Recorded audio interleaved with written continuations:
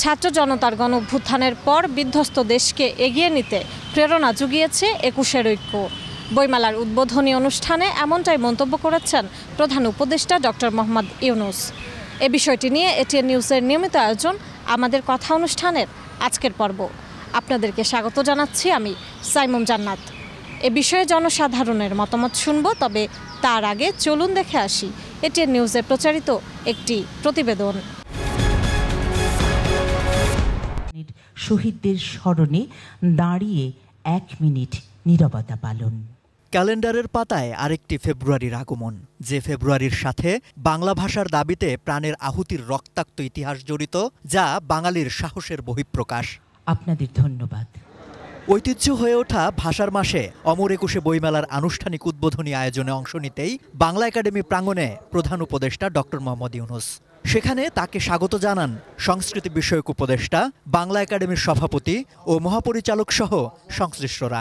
আমরা জানি জুলাইয়ের মধ্য দিয়ে বাংলাদেশ বইমেলার উদ্বোধনী আয়োজনের মঞ্চেই বাংলা একাডেমির সাহিত্য পুরস্কার ২০২৪-এর বিজয়ীদের হাতে পুরস্কার তুলে দেন অন্তর্বর্তী সরকারের প্রধান উপদেষ্টা। বিভিন্ন ক্যাটাগরিতে এবার ৭ জনকে পুরস্কৃত করা হয়। উদ্বোধনী ভাষণে বাঙালি জীবনে ২১-এর গুরুত্ব তুলে ধরে প্রধান উপদেষ্টা বলেন, জুলাই গণ অভ্যুত্থানের পর এবারের বইমেলা নতুন তাৎপর্য নিয়ে এসেছে।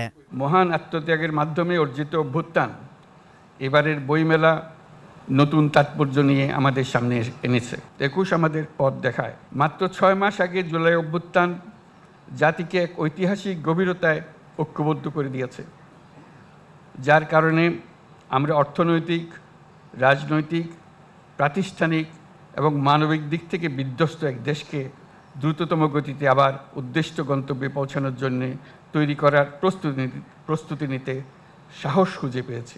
এ সময় গুণগত প্রতিযোগিতা ও বইয়ের প্রতি আগ্রহ বাড়াতে সেরা লেখকদের পুরস্কৃত করার প্রস্তাবও করেন প্রধান উপদেষ্টা। গুণগত প্রতিযোগিতা সৃষ্টি করার জন্য এবং আগ্রহ বাড়ানোর জন্য প্রতি বছর বিষয়ভিত্তিক সেরা লেখক স্বীকৃতির আয়োজন করলে লেখকরা এই স্বীকৃতি পাওয়ার জন্য এবং সেরা লেখকরা সেরা প্রকাশক পাওয়ার জন্য অনেক সহায়ক হবে। আমি এই প্রস্তাব দিচ্ছি। ২১ বইমেলা ২০২৫-এর শুভ উদ্বোধন ঘোষণা করছি। উদ্বোধনের পর মেলা প্রাঙ্গণ ঘুরে বিভিন্ন প্যাভিলিয়ন ও স্টল পরিদর্শন করেন ডক্টর মোহাম্মদ ইউনূস। সম্রাট আনোয়ার, এটিএন নিউজ, ঢাকা।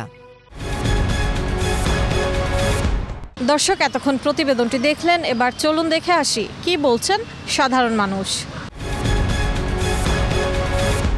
৭১ এবং ৫২ দুটোই অত্যন্ত গুরুত্বপূর্ণ। এদেশের হিস্ট্রি, এদেশের ইতিহাস কেউ যদি আপনার ছেড়ে যেতে চায়, ৫২কে আমরা কোনোভাবে অ্যাভয়েড করতে পারবো না।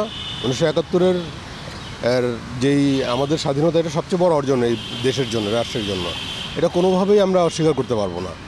আর যদি অস্বীকার করতে পারে, প্রধান উপদেষ্টা শুধুমাত্র একটা কথা বলেছেন যে ৫২-র চেতনা, ৫২-র চেতনা নয়, ৭১-এর চেতনাকে আপনাকে ধারণ করতে হবে। উনি যে কথা বলেছেন সে কথা আমরা অবশ্যই অ্যাপ্রিসিয়েট করি, কিন্তু ২১-এর চেতনা আমাদের অনেক আরও গভীরে।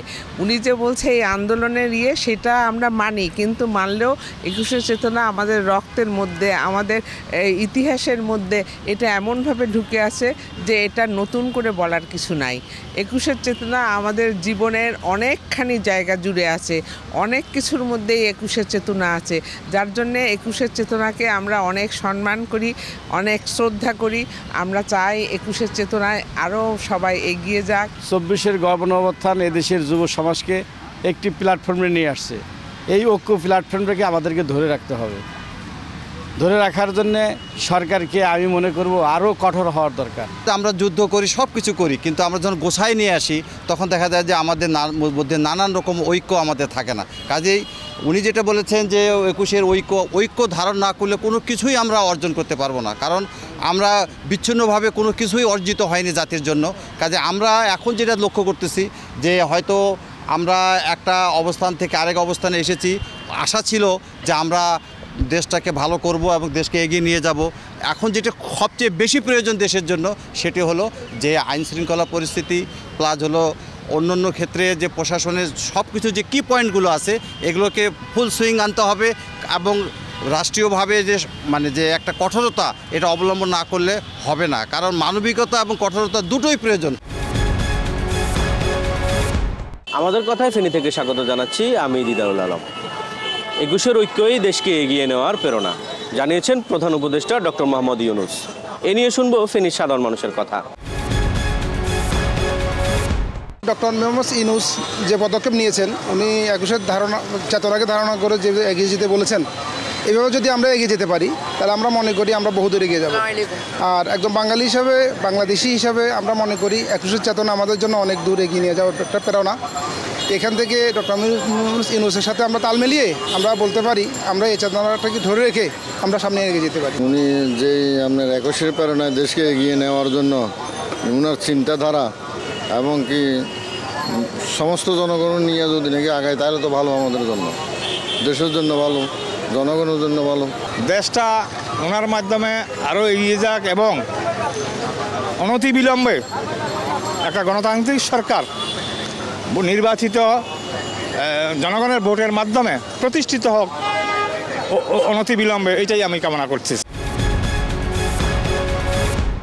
আমি কামরুজ্জামান, এটিএন নিউজের পক্ষ থেকে আপনাদেরকে স্বাগত জানাই। প্রধান উপদেষ্টা বলেছেন ২১-এর ঐক্যই দেশ এগিয়ে নেওয়ার প্রেরণা। এই নিয়ে সাধারণ মানুষের ভাবনা কি জানবো। এই দেশকে সবাই এগিয়ে নিতে হলে সবাই ঐক্যবদ্ধ ছাড়া কোনো বিকল্প নেই, এবং ঐক্যবদ্ধ ছাড়া কখনো করা সম্ভব নয়। হ্যাঁ, দেশকে সংস্কার করে যদি নির্বাচন দেয় দেশের জন্য ভালো, সবার জন্য ভালো। এই চেতনা যদি আমাদের ভিতরে থাকে, আমরা যদি এটা নিয়ে আগায় যেতে পারি, কাজ করতে পারি, তাহলে অবশ্যই আমাদের জাতিগতভাবে আমাদের উন্নতি হবে এবং আমরা যে একটা শৃঙ্খলের মধ্যে পড়ে আছি এটা থেকে আমরা বেরিয়ে আসতে পারবো। দর্শক, এই ছিল আমাদের কথা অনুষ্ঠানের আজকের আয়োজন। বিদায় নিচ্ছি আমি সাইমুম জান্নাত। দেখা হবে আগামী পর্বে। ততক্ষণ পর্যন্ত সুস্থ থাকুন, সুন্দর থাকুন, সঙ্গে থাকুন এটিএন নিউজের।